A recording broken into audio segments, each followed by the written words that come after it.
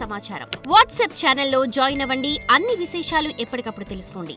శ్రీ మహాగణాధిపతయే నమః. ఐం మహాసరస్వత్యే నమః. శ్రీ లలితాంబికాదేవ్యే నమః.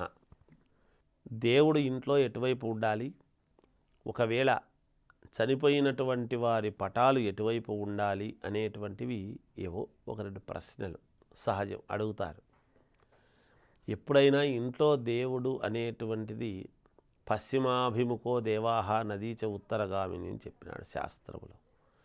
అంటే మనం ఇంట్లో ఉన్నప్పుడు దేవాలయాలు, పెద్ద పెద్ద దేవాలయాలన్నీ ఉంటే ఆలయాల యొక్క ప్రామాణికము, వాటి యొక్క విధానము, ఆయము అదంతా వేరు. కాబట్టి అది తూర్పు ముఖముగా దేవాలయాలు ఉంటాయి. కొన్ని కొన్ని క్షేత్రాలు పశ్చిమ ముఖంగా కూడా ఉంటాయి దేవాలయాలు. వాటి యొక్క ప్రామాణికం వేరు. అయితే గృహస్థులు ఇంట్లో మనం ఒక దేవుడి యొక్క గది, దేవుడి పటము మనం ఎటువైపు పెట్టుకోవాలి అని అనుకున్నప్పుడు మనం ఇంట్లో లోపలికి వెళ్ళిన తర్వాత తూర్పు ముఖముగా మనము కూర్చొని ఉండేట్టు, మనకు ఎదురుగా పశ్చిమానికి దేవుడు ఉండేట్టుగాను మనము పెట్టుకోవాల్సినటువంటి అవసరము, ఆవశ్యకత ఉంటుంది. ఎక్కువ శాతము ఈ వంట ఇంటికి పక్కనే దేవుడి రూములాగా ఒకటి కట్టేవాళ్ళు. ఈ మధ్యకాలములో మరి స్థల ప్రభావము, వసతి అంత ఇరుకు వ్యవహారం.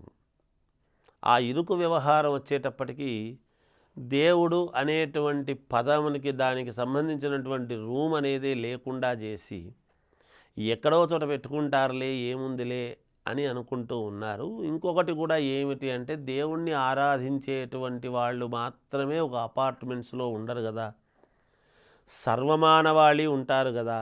అందువల్ల వాళ్ళకి ఇష్టం లేకపోతే అని వాళ్ళ కోసమని వీళ్లకు లేకుండా చేయడం అనేటువంటిది ఒకటి జరుగుతూ ఉన్నది.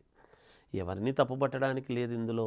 అయితే దేవుడు ఉండవలసినటువంటి మాత్రం ఇట్లా పశ్చిమముఖంగా ఇంట్లో ఉండాలి. మనము తూర్పుముఖంగా కూర్చొని పూజ చేసుకునేటువంటి విధానముగా ఉండాలి. ఇది శ్రేయోదాయకమైనటువంటి విషయం.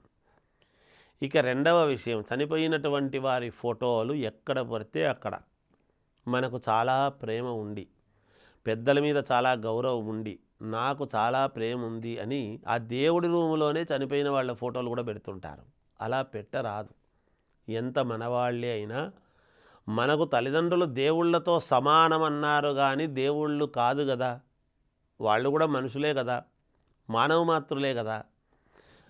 అందుకనే వీళ్ళది కాస్త దక్షిణము వైపు గోడ ఉంటే దక్షిణం వైపు ఉండేటువంటి గోడకు పెట్టుకోవాలి. అంటే ఉత్తరముఖముగా చూసేట్టుగా పెట్టుకోవటం అదొక పద్ధతి.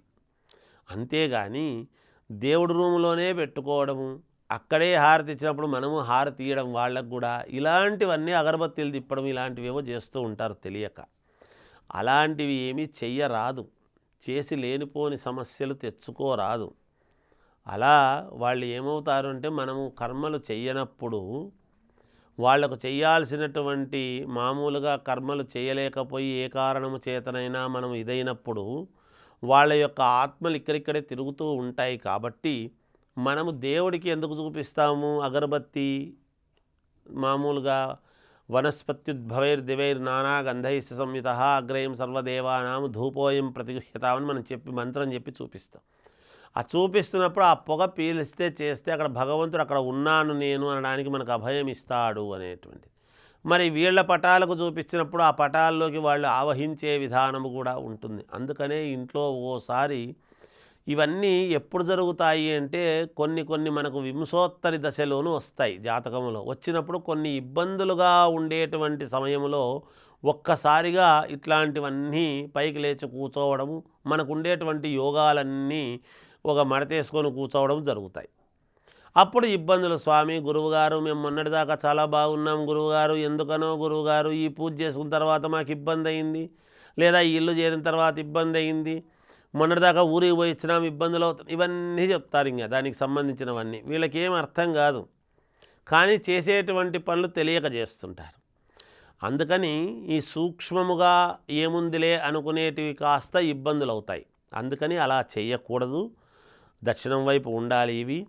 ఇలా తూర్పున మనం మామూలుగా మనము ఇంట్లో దేవుణ్ణి పెట్టుకొని ఆరాధించేటువంటి విధానం అనేటువంటి ఒకటి, ఇలా పాటించాల్సినటువంటివి యథావిధిగా పాటిస్తే మీకు మేలు జరుగుతుంది అని తెలియజేస్తూ జయోస్తు.